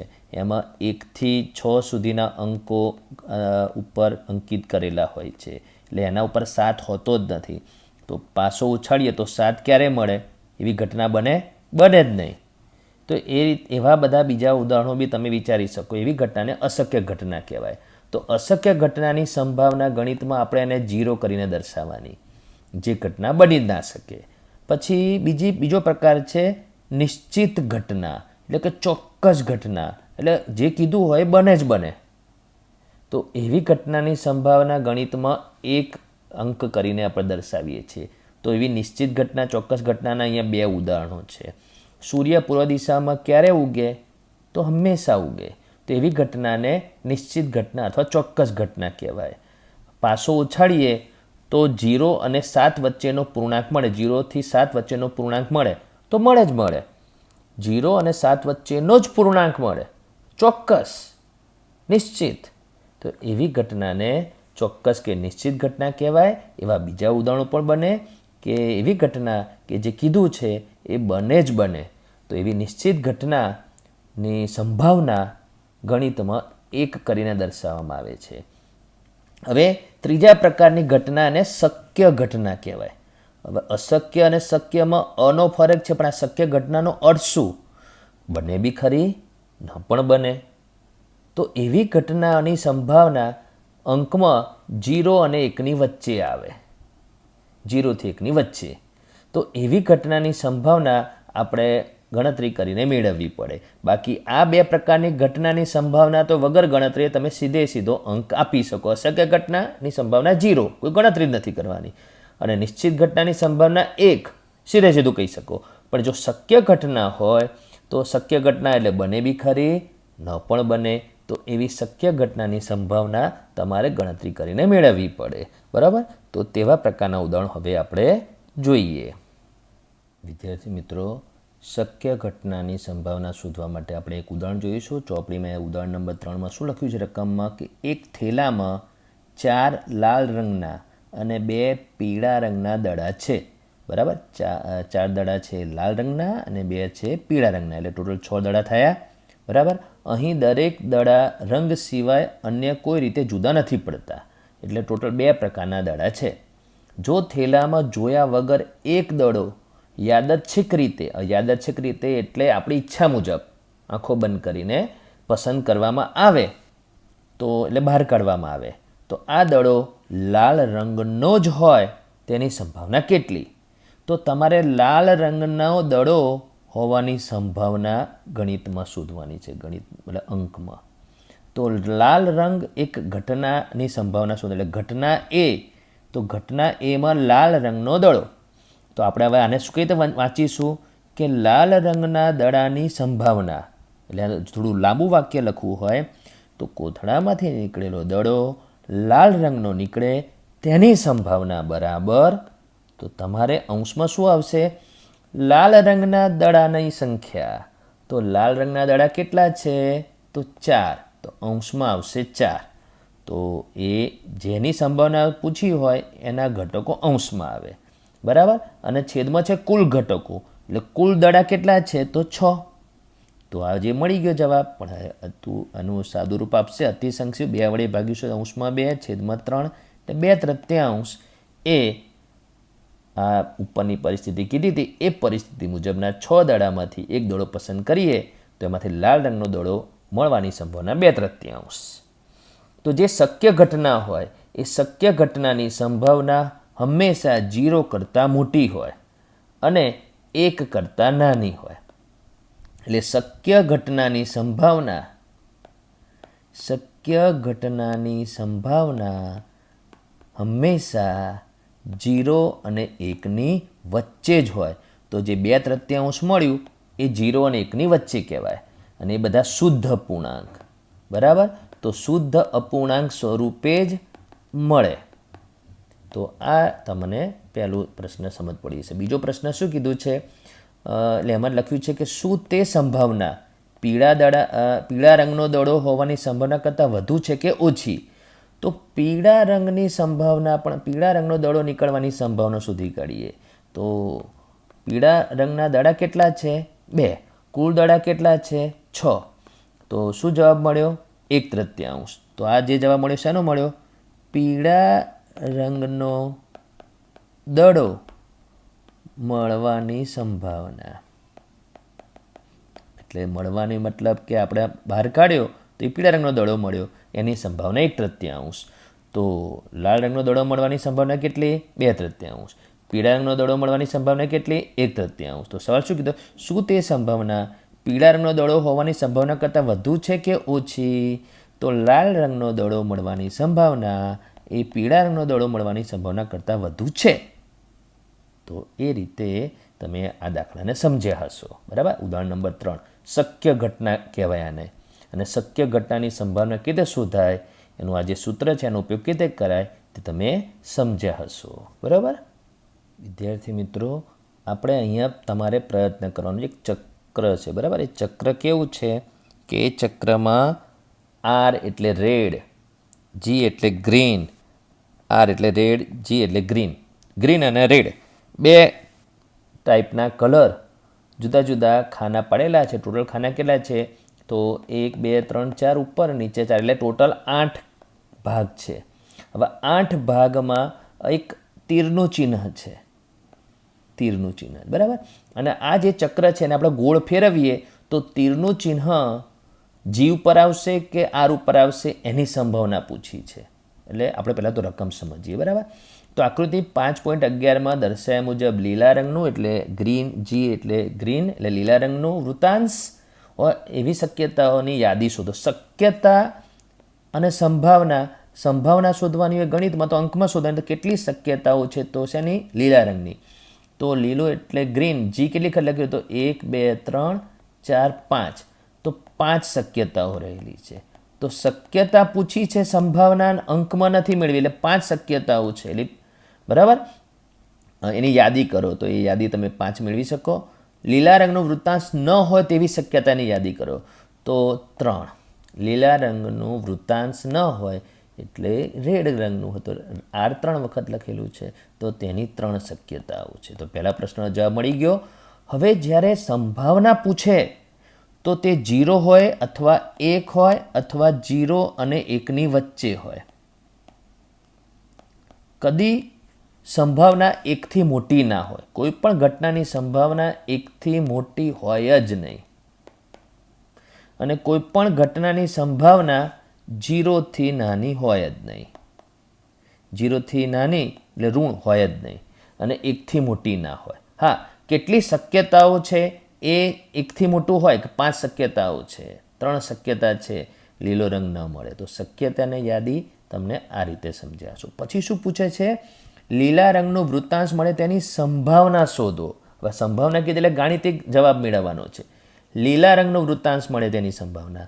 તો પેલું સૂત્ર લખવાનું અને એમાં છેદમાં કુલ આવે એટલે કુલ 8 ભાગ છે, 8 વૃત્તાંશ એટલે છેદમાં આવશે. અને લીલા રંગમાં જી કેટલી વખત છે? તો એ 5 વખત છે એટલે 5/8. તો આ 5/8 શુદ્ધ અપૂર્ણાંક મળ્યો એ લીલા રંગનું વૃત્તાંશ મળવાની સંભાવના થઈ. બરાબર. તો આ એક શક્ય ઘટનાનું ઉદાહરણ છે, એમાં તમે સમજી રહ્યા હશો. હવે લીલા રંગનું વૃત્તાંશ ન મળે તેની સંભાવના શોધો. તો લીલા રંગનું વૃત્તાંશ ન મળે તેની સંભાવના છેદમાં 8 કેમ આવે? ખબર પડી? કુલ ભાગ, કુલ વૃત્તાંશ. અને લીલા રંગનું વૃત્તાંશ ન હોય તો લીલા રંગનું વૃત્તાંશ ન હોય તેવા 3 શક્યતાઓ છે, 3 ઘટનાઓ છે, 3 પરિણામો છે, એ અંશમાં આવે. તો એની સંભાવના 3/8. તો આ જે છે શક્ય ઘટનાનું મેં બીજું ઉદાહરણ સમજાવ્યું. બરાબર. તો આ રીતે કોઈ પણ ઉદાહરણ તમે બરાબર સમજો તો તમે એની સંભાવના શોધી શકો. 3 પ્રકારની ઘટનાઓ હોય છે. અશક્ય ઘટના તો એની સંભાવના 0. બરાબર. ચોક્કસ ઘટના, નિશ્ચિત ઘટના તો એની સંભાવના 1. અને જો શક્ય ઘટના હોય, બને બી ખરી ન પણ બને, એટલે આમાં જે છે લીલો રંગ આવે બી ખરો ન પણ આવે.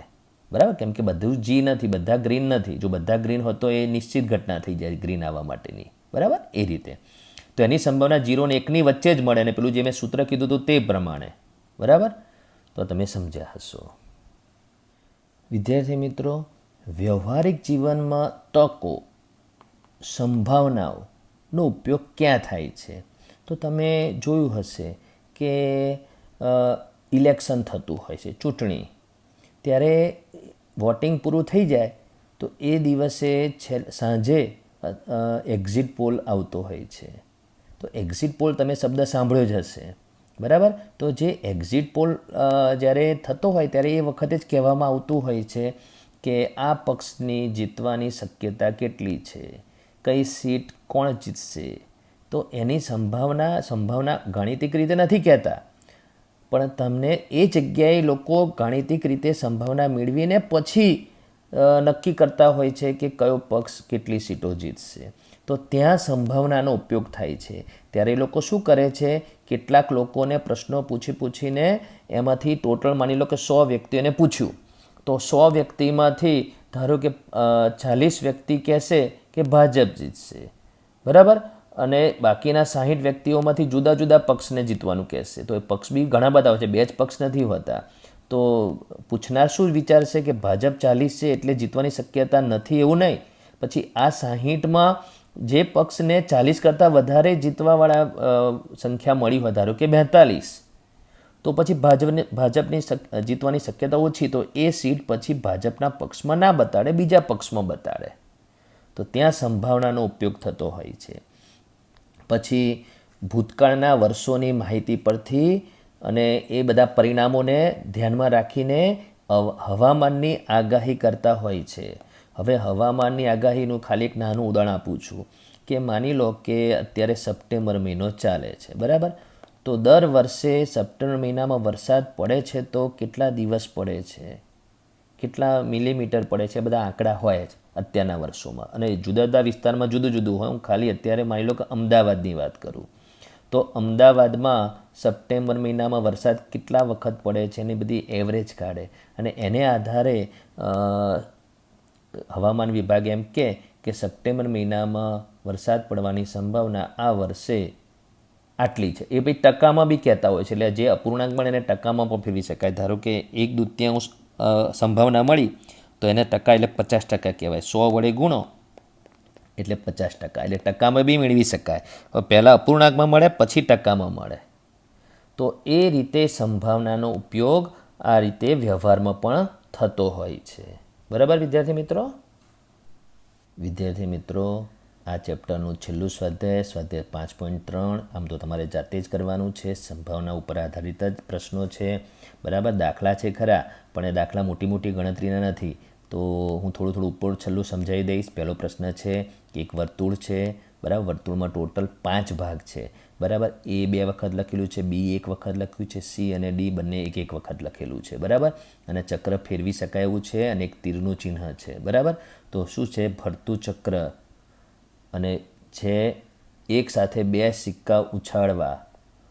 અહીંયા શું કહે છે કે તમારે અહીં આપેલા પ્રયોગમાં તમને જોવા મળતી શક્યતાની યાદી બનાવો. તો તમારે અહીંયા ફરતું ચક્ર છે, ફરતું ચક્ર એને આ આકૃતિ છે ને આ એ માટે આપેલી છે. તો શક્યતાની યાદી બનાવવાની છે, સંભાવના નહીં. તો હું તમને એમ કહું, ચલો આ ચક્ર જોઈ લો, બરાબર? તો એ મળવાની શક્યતા કેટલી? તો એ મળવાની શક્યતા 2, બરાબર? શક્યતા, સંભાવના નથી પૂછી. બી મળવાની શક્યતા કેટલી? 1. સી મળવાની શક્યતા કેટલી? 1. ડી મળવાની શક્યતા કેટલી? 1. અને સંભાવના પૂછે તો એ મળવાની સંભાવના કેટલી? તો 2/2/5, બરાબર? કેમ કે ટોટલ 5 ભાગ છે. બી મળવાની સંભાવના કેટલી? 1/5. પછી સી મળવાની સંભાવના પણ 1/5 અને ડી મળવાની સંભાવના પણ 1/5. એટલે શક્યતાઓની યાદી બનાવવાની કે તો તમને આ રીતે બનાવવાની. પછી એની સંભાવના પૂછે તો પેલા સૂત્ર મુજબ, બરાબર? એક સાથે 2 સિક્કા ઉછાળવા તો કેટલી શક્યતાઓ રહેલી છે, એની શક્યતાઓની યાદી. હવે સિક્કો કોને કહેવાય તો તમને ખબર હોવું જોઈએ કે હેડ્સ અને ટેલ્સ. હેડ્સને ગુજરાતીમાં છાપ કહેવાય અને ટેલ્સને ગુજરાતીમાં કાંટો કહેવાય, બરાબર? તો એ પ્રમાણે હું ઇંગ્લિશમાં હેડ્સ એટલે H. તો એક સાથે 2 સિક્કા ઉછાળીએ તો પહેલા સિક્કા પર પણ હેડ્સ મળે, બીજા સિક્કા પર પણ હેડ્સ મળે, તો આ એક શક્યતા નંબર 1 થઈ. શક્યતા નંબર 2, પહેલા સિક્કા પર ટેલ્સ મળે, બીજા સિક્કા પર પણ ટેલ્સ મળે, બીજી શક્યતા થઈ. પહેલા સિક્કા પર હેડ્સ મળે, બીજા સિક્કા પર ટેલ્સ મળે, ત્રીજી શક્યતા થઈ. હવે બોલો ચોથી શક્યતા હશે કે નહીં? તો ચોથી શક્યતા પણ ખરી. કઈ? પહેલા સિક્કા ઉપર ટેલ્સ મળે, બીજા સિક્કા ઉપર હેડ્સ મળે, એટલે ટોટલ 4 શક્યતાઓ રહેલી છે. આ શક્યતા કહેવાય, સંભાવના નથી. તો એક સાથે 2 સિક્કા ઉછાળો અથવા એક સિક્કાને 2 વખત ઉછાળો તો આ 4 શક્યતાઓ રહેલી છે. તો એની યાદી બનાવી. બરાબર? આમ તો મેં તો તમને જવાબ જ કહી દીધા, પણ છતાં હું તમને થોડી મદદ કરી દઉં છું. બીજો દાખલો છે પાસાને ફેંકવાથી. એટલે પાસું કોને કહેવાય ખબર છે? જે સાપસીડીનું પાસું હોય છે સમઘન આકારનું હોય છે. બરાબર? એ સમઘન આકારનું જે પાસું હોય છે એ પાસા ઉપર ક્યાંક 1 હોય તો ક્યાંક 3 હોય તો ક્યાંક એ રીતે જે અંકો હોય છે તમને ખબર જ છે. તો એ ટાઈપના પાસા માટે શું છે કે ફેંકવાથી પરિણામની મદદથી મળતા પરિણામની મદદથી નીચે પૈકીની ઘટના બનવાની શક્યતા તમારે શોધવાની છે. તો અવિભાજ્ય અંક મળવાની શક્યતા કેટલી? તો તમને પાસામાં અંકો કયા હોય છે? તો પાસા ઉપર 1, 2, 3, 4, 5 અને 6 અંકો હોય છે. આ 6 અંકોમાં અવિભાજ્ય અંકો કયા? તો 2, 3 અને 5. આ 3 અવિભાજ્ય અંકો. અવિભાજ્ય અંકો કોને કહેવાય? એ તમે આગળના ધોરણોમાં ભણી ગયેલા છો. એક અવિભાજ્ય નથી, વિભાજ્ય બી નથી. અને આ જે ટોટલ 6 અંકો છે એમાંથી 4 અને 6 એ વિભાજ્ય અંક છે. બરાબર? તો અવિભાજ્ય સંખ્યા મળવાની શક્યતાઓ 3 છે. બરાબર? 3 ઘટકો છે, 2, 3 અને 5. પછી બીજો છે 5 કરતાં મોટી સંખ્યા મળવાની શક્યતાઓ કેટલી? તો 5 કરતાં મોટી સંખ્યા કીધી છે. તો 5 કરતાં મોટી સંખ્યા મળવાની શક્યતા 1 જ છે. શક્યતા પૂછી છે, સંભાવના પૂછી હોય તો તમારે પેલા સૂત્ર મુજબ, જો હું આ જ પ્રશ્ન છે એને સંભાવનાની વાત કરું, 5 કરતાં મોટી સંખ્યા મળવાની સંભાવના કેટલી? તો ટોટલ સંખ્યા કેટલી? 6. 5 કરતાં મોટી સંખ્યાઓ કેટલી? તો આ 6 અંકોમાં 5 કરતાં મોટી સંખ્યા 1 જ છે. એટલે 1/6 આ સંભાવના કહેવાય અને 1 એ શક્યતા કહેવાય. 5 કરતાં મોટી ન હોય તેવી સંખ્યા. 5 કરતાં મોટી ન હોય એનો અર્થ ખબર હોવી જોઈએ. 5 કરતાં મોટી ન હોય એટલે 5 હોય અથવા 5 કરતાં નાની હોય. 5 હોય અથવા 5 કરતાં નાની હોય. તો એવા કેટલા અંકો છે? 5 હોય અથવા 5 કરતાં નાની હોય, એટલે એવી 5 શક્યતાઓ રહેલી છે. 5 કરતાં મોટી ન હોય તે. અને એની સંભાવના પૂછે તો છેદમાં તો 6 જ આવે અને એવા એટલી ટોટલ શક્યતાઓ 5 છે. જે ઘટનાની સંભાવના પૂછે એના પરિણામો અંશમાં આવે અને કુલ પરિણામો છેદમાં આવે. એટલે એ રીતે તમને સંભાવના મળે. બરાબર? ત્રીજો પ્રશ્ન છે સંભાવના શોધો. ઉપર શક્યતાઓ પૂછી હતી, હવે અહીંયા સંભાવના. મેં તો અહીંયા શક્યતા પૂછી હતી, ત્યાં સંભાવના પણ સમજાવી દીધું. બરાબર? હવે તમારે એના પછી જે ત્રીજો દાખલો છે એમાં સંભાવના પૂછી છે. બરાબર? તો સંભાવના પૂછી છે એમાં પહેલો પ્રશ્ન શું છે? પ્રશ્ન 1A જે ઉપરનો પ્રશ્ન છે ની આકૃતિમાં દર્શક કાંટો ડી ઉપર સ્થિર થાય તેની સંભાવના શોધો. તો ડી કેટલી વખત છે આમાં? આ ચક્રમાં 1 જ વખત, એટલે અંશમાં 1 આવશે. અને કુલ કેટલા ભાગ છે? 5, એટલે છેદમાં આવશે. તો સંભાવના કેટલી થઈ? 1/5. અને એને આપણે દશાંશમાં ફેરવીએ તો 0.2. એટલે દશાંશમાં બી ફેરવી શકાય, અંશ છેદમાં અપૂર્ણાંકમાં શુદ્ધ અપૂર્ણાંકમાં પણ તમે એને લખી શકો. હવે બીજું છે સારી રીતે ચીપેલા 52 પત્તા એટલે પાના કે પત્તાની જોડમાંથી એક પત્તું તમે યાદચ્છિક રીતે એટલે આશરે આંખો બંધ કરીને ઉપાડો, પસંદ કરો તો તે એકો હોય એની સંભાવના પૂછી છે. તો ટોટલ પત્તા કેટલા છે? 52. તો છેદમાં 52 કેમ આવે? ખબર પડી ગઈ? કુલ હોય એ છેદમાં આવે. હવે તમે 52 પત્તામાંથી એકા કીધા છે. એકો કેટલા હોય? તો 4 એકા હોય, એટલે અંશમાં 4 કેમ આવે? જેની સંભાવના પૂછી એના ઘટકો અંશમાં આવે અને ટોટલ ઘટકો છેદમાં આવે. છેદ ઉડે છે તો ઉડે છે, 4 વડે 52 ભાગો એટલે 13, એટલે છેદમાં આવશે 13, અંશમાં કંઈ નહીં વધે એટલે 1, એટલે અતિ સંક્ષિપ્ત રૂપમાં 1/13 એનો જવાબ. બરાબર? તો આ રીતે આ સંભાવના શોધી. સી લાલ સફરજન મળવાની સંભાવના આ આકૃતિ મુજબ. તો લાલ એટલે રેડ, એટલે આર લખેલું છે એ રેડ સફરજન છે. 1 2 3 અને 4 રેડ સફરજન છે અને 2 ગ્રીન સફરજન છે. તો આવી એક ટોકરી છે ને ટોકરીમાં આંખો મીચીને આપણે એક સફરજન ઉપાડીએ તો એ લાલ રંગનું જ નીકળશે. એની સંભાવના કેટલી? તો ટોટલ સફરજન છેદમાં આવશે. કેટલા છે? 6 અને 1 7. તો છેદમાં 7 કેમ આવે ખબર પડી ગઈ? એમાં લાલ સફરજન મળવાની શક્યતા પૂછી છે. તો શક્યતા પૂછી હોય તો કેટલા છે લાલ? 1 2 3 ને 4. તો 4 શક્યતાઓ રહેલી છે. અને સંભાવના તરીકે આપણે એને શોધવું હોય, કેમ કે ઉપર લખ્યું છે સંભાવના શોધો, તો આપણે સંભાવના શોધી જ દઈએ. તો કેટલા છે? 4/7 એની સંભાવના. બરાબર, એવી 4 શક્યતાઓ છે અને એની સંભાવના 4/7. એટલે સંભાવના અને શક્યતામાં થોડોક ફરક છે, નાનો ફરક. બરાબર. પછી આ ચોથો દાખલો છે. હવે હું બધું કહીશ નહીં, એ તમારે જાતે કરવાનું છે. બરાબર. 5મો દાખલો પણ તમારે જાતે કરવાનો છે. શું છે એમાં? જો તમારી પાસે 3 લીલા રંગના વૃત્તાંશો હોય, 1 વાદળી રંગનું વૃત્તાંશ હોય અને 1 લાલ રંગનું વૃત્તાંશ હોય, એટલે 3 ને 1 4 ને 1 5 ટોટલ વૃત્તાંશ છે. બરાબર. અને એવું ચક્ર છે જે આપણે આગળ ચક્રો બતાવ્યા તે પ્રમાણે આવા ચક્ર છે, આવું ચક્ર. બરાબર. અને એ ચક્રને આધારે તમારે શું કીધું છે? ચક્ર ફેરવો અને એમાં એક તીરનું નિશાન હોય તો લીલા રંગનું વૃત્તાંશ મળવાની સંભાવના કેટલી? તો લીલા રંગનું વૃત્તાંશ, તો લીલો 3 છે એટલે 3/5. બરાબર. વાદળી રંગનું ન હોય તેવા વૃત્તાંશની સંભાવના શોધો. વાદળી રંગનું ન હોય તો 1 વાદળી રંગનું છે, તો વાદળી રંગનું ન હોય એવા 3 ને 1 4 છે. બરાબર, વૃત્તાંશો એટલે 4/5. એટલે સંભાવના 4/5 કેમ આવી તમને ખબર પડવી જોઈએ. તેવા વૃત્તાંશ મળવાની સંભાવના કેટલી શોધી કાઢે. તો દાખલો 2 મેં તમને કહી દીધો. પછી છેલ્લો દાખલો શું છે કે પ્રશ્ન 2માં આપેલી ઘટનાઓ માટે સંભાવના શોધો.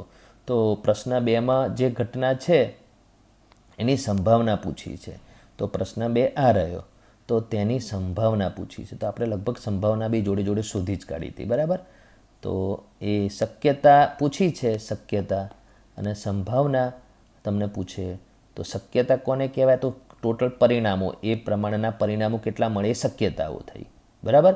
અને સંભાવના પૂછે તો તમને પેલા સૂત્ર મુજબ છેદમાં આવે ટોટલ પરિણામો અને અંશમાં આવે જે ઘટના હોય એના પરિણામો. તો આ છે સંભાવના. તો તમે આ સમજૂતી સાથે આ ચેપ્ટર મેં તમને પૂરું કર્યું સમજાવવામાં. તમારે હજુ પ્રેક્ટિસ વધારે કરવી હોય તો પ્રેક્ટિસ બુકના દાખલા કરવા પડશે. બરાબર.